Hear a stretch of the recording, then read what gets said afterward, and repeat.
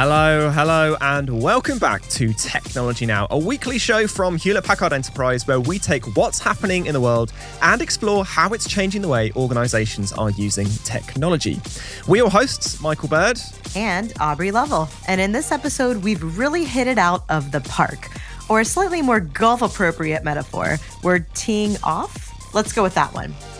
We're talking smart sports arenas on a vast scale, with a look at how golf is embracing technology to provide lightning-fast insight, better customer experiences, live mapping, and even predictive results across huge areas of open land in all weather conditions. Absolutely. Now, a couple of weeks ago, I was invited down to Wentworth Golf Course just outside London to meet with Michael Cole, Chief Technology Officer for the European Tour Group and Ryder Cup Europe, to talk about pushing connectivity to the limits.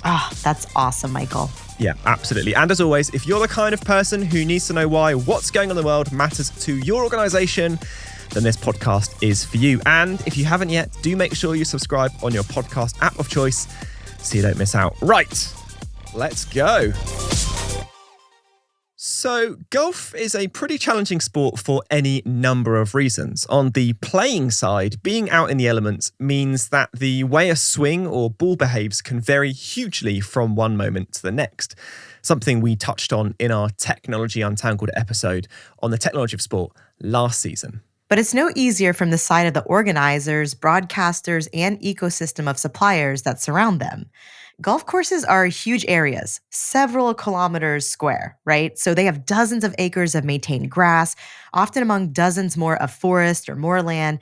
And in the case of big events, they can host thousands of connected devices, from point of sale to cameras to sensors and simply smartphones and watches. So in short, providing connectivity is a huge logistical challenge. Yeah, it is. For organizers and suppliers of connectivity equipment like HP Aruba Networking, it's a unique challenge. And it's the challenge that Chief Technology Officer for the European Tour Group and Ryder Cup Europe, Michael Cole, spends his days solving.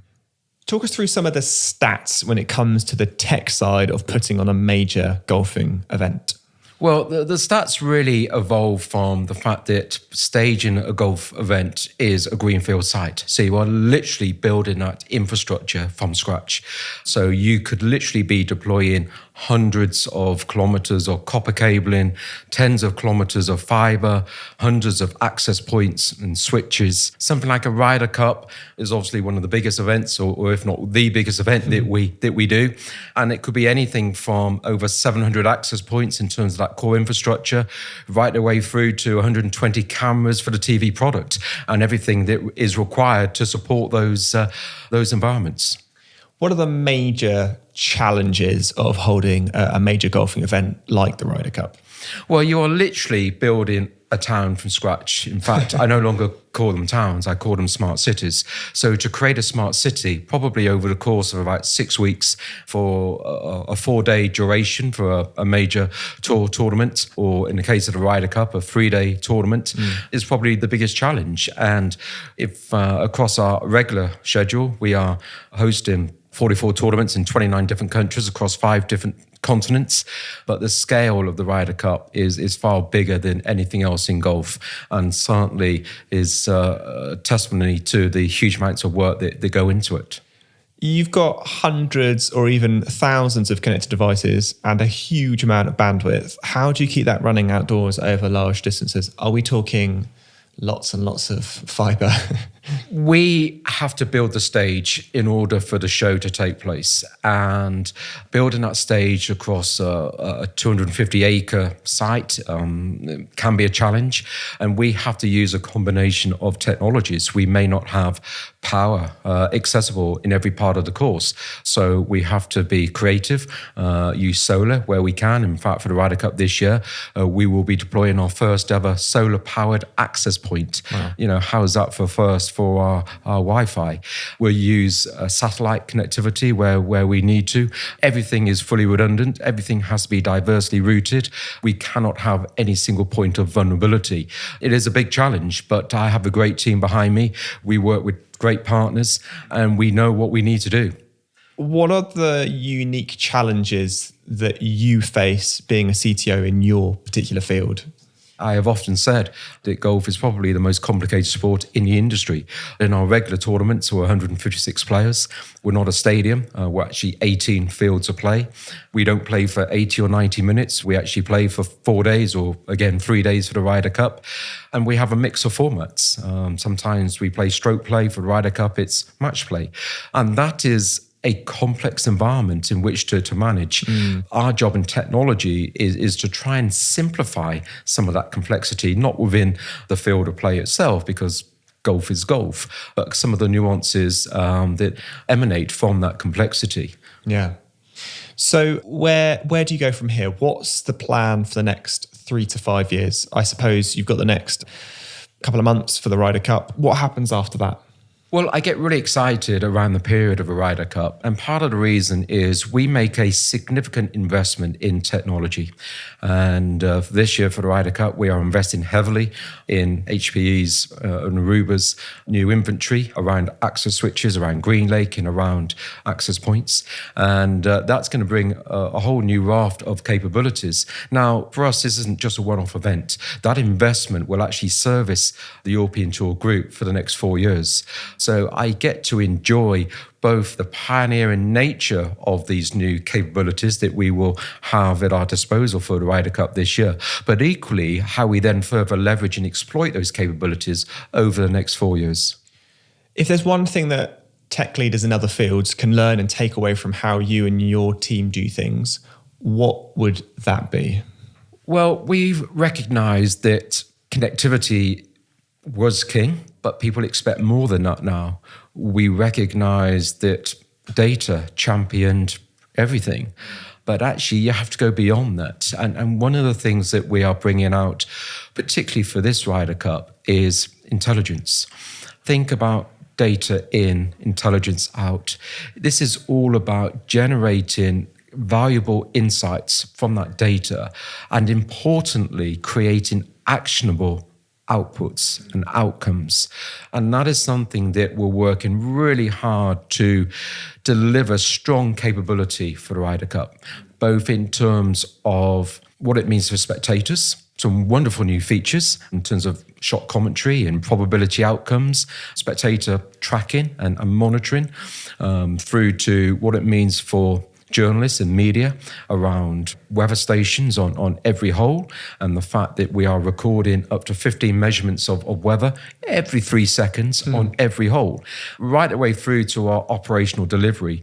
And again, through the incredible help of HPE, Aruba, inventory and Green Lake capabilities, we're bringing all of that together in terms of what we're calling the intelligence war. And this is a wonderful kind of showcasing of bringing it all together in a floor-to-ceiling visualization of multiple data sources, multiple aspects of intelligence that will allow us for the Ryder Cup to showcase new innovation and capabilities, but equally beyond the Ryder Cup, we will use this for remote management, giving us the ability to be able to manage and track our technology on any tournament that we're staging anywhere in the world, but from here in Wentworth. How collaboratively are you able to work with partners such as broadcasters and sports analytics groups as their demands on data grow? We have to work hand in glove with our key stakeholders, and the broadcasters are fundamental to the success of our product. They are literally taking the product from the course, creating that TV broadcast and distributing that broadcast to over 150 countries worldwide. That's an addressable market of 600 million households. So they're key to us, and we work really closely with them. One of the aspects that we're looking at the moment is remote production. We typically have between 300 to 600 personnel on site just for TV production alone, anywhere from 30 camera crews up to 120 camera crews for the Ryder Cup. And what we're looking at is how technology can enable us to be far more efficient. That efficiency is hugely beneficial to us as a business. It enables us to put more cash into prize fund for the players. It's hugely beneficial for the personnel because they're not having to go on the road so often and so much for so long. And equally, it's the right thing to do for the planet as well, reducing our carbon footprint. So, it's a key example of how technology will greatly enhance, if you like, the operational efficiency of our key broadcasters around the globe. That's fantastic. Thanks so much, Michael Cole and Michael Bird, for traveling over to interview him. We'll come back to the interview in a moment to talk more about the specifics of golf and his view for the future of the connected tournament. So don't go anywhere.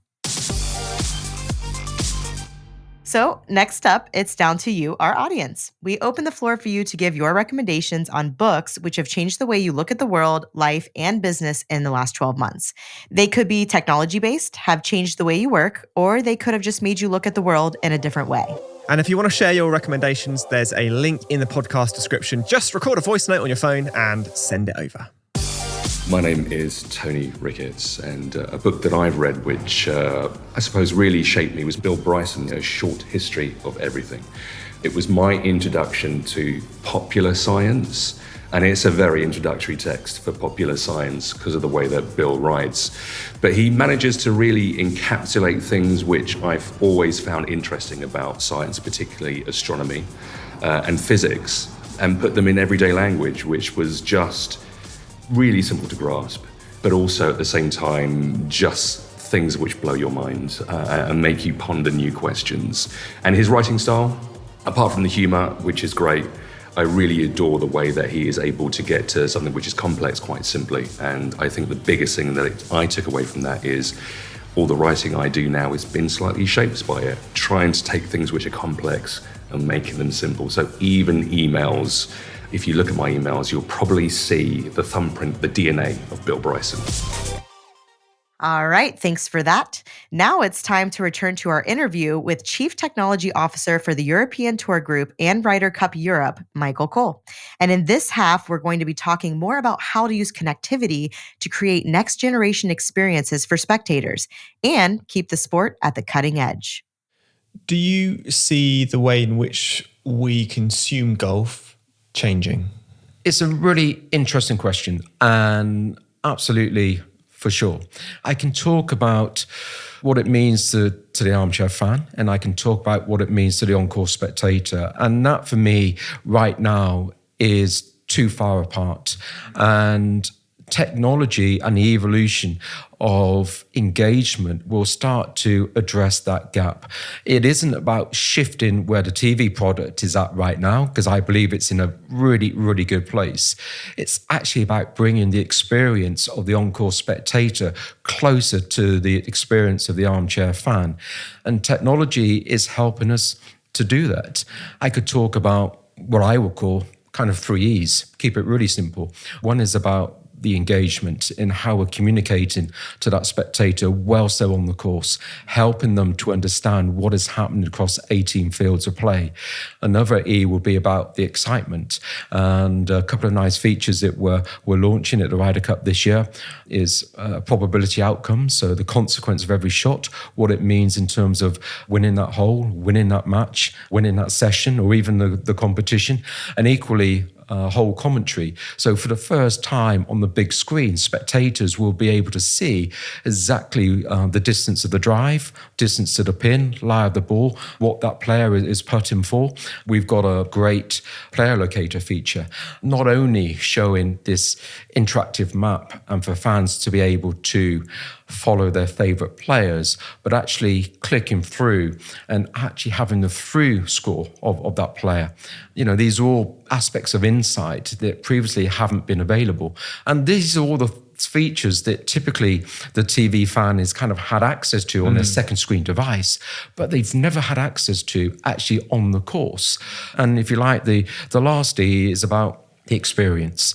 And this is really the afterthought. I want every fan to go away thinking that was the best sporting experience I've had in a long time, if not ever. So if we can get those 3 E's correct, that's a big tick in the box. What do you think the next breakthrough will be from a fan perspective? Well, there's a lot of talk about augmented reality. I've never necessarily been a big fan of the big kind of goggle boxes, the big headsets. And I think if there is a way that we can create that sort of immersive environment, but without the overhead associated with the hardware. I think that's kind of where we need to get to. And why is that important? Because every golfer out there, amateur golfer, wants to know how they would fare against playing with Rory McIlroy on the sixth hole of the Marcus Simone, and even better, beat the pro. And doing that in that immersive, augmented environment, I think, is absolutely the solution. But right now, I don't think the industry is quite there with being able to create that. And that's important. People talk about wearing these headsets at live sport. Live sport should be about the moment. Technology should be quite frictionless. And that is one of the underlying principles that we work towards in terms of creating a frictionless environment, onboarding people onto the Wi-Fi without them even realizing it or ticking a box, giving them that immersive environment. And that is critical. So technology shouldn't be the barrier to that environment. It should be the enabler, and it should be as frictionless as possible. Amazing. All right. Thanks, Michael, and to Michael Cole and the team at Ryder Cup Europe for their work pulling the interview together. And again, we'll drop a couple of links in the podcast description for more on these topics. All right, then, we are getting towards the end of the show, which means it is time for This Week in History, which is a look at monumental events in the world of business and technology, which has changed our lives. Top marks, Aubrey, top marks. Absolutely. And the clue last week was it's 1993 and I'm searching for answers. It is, of course, the arrival of the search engine. Michael, we were right. I got it right. It's hard to believe that it was 30 years ago this week that searching the internet became a possibility with the launch of the W3 or CUI www catalog. Launched by a team at the University of Geneva, the search engine didn't crawl the entire web. Instead, it identified existing collections and registries of links kept by organizations and individuals, and then broke them down and reformatted them into individual entries. So it was a pretty inaccurate and time-consuming way of doing things because every single link was manually checked. And by 1996, the engine was out of date and had to be replaced by the more modern web crawler type. Now, the clue for next week is the first computer to have 6 legs. Oh. I have no idea what that is. Anyway, if you know what that is, don't tell. All will be revealed next week. All right, well, that brings us to the end of Technology Now for this week. Do keep those suggestions for life-changing books coming in using the link in the podcast description. And in the meantime, thank you so much to our guest, Michael Cole, Chief Technology Officer for the European Tour Group and Ryder Cup Europe. And to our listeners, thank you all so much for joining us. Technology Now is hosted by myself, Aubrey Lovell, and Michael Bird. This episode was produced by Sam Data-Paulin and Zoe Anderson, with production support from Harry Morton, Alicia Kempson, Allison Paisley, Alyssa Mitri, Camilla Patel, and Alex Podmore. Technology Now is a Lower Street production for Hewlett-Packard Enterprise. We'll see you next week. Cheers.